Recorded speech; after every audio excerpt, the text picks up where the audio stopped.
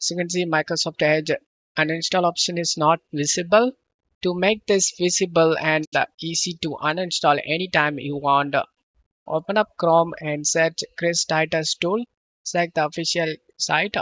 Scroll down, copy this command, and go to search menu and type Windows PowerShell.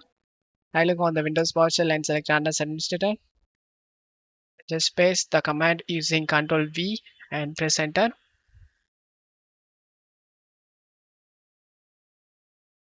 Once this overlay pops up, go to Tweaks tab and you need to make this check mark, make Edge uninstallable Viva settings, and select Run Tweaks option.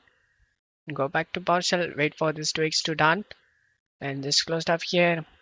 Go back to the settings, just go back to installed apps, and type Edge, call the three dot icon, and now you can able to uninstall the Microsoft Edge, guys. As you can see, the uninstall option is visible and you can able to uninstall it anytime you want. As you can see, Edge has been uninstalled. And now go to search menu and type Edge. It's no longer appear in search menu. I hope this video helped you guys. If the video helped you, don't forget to leave a like and subscribe. Thank you.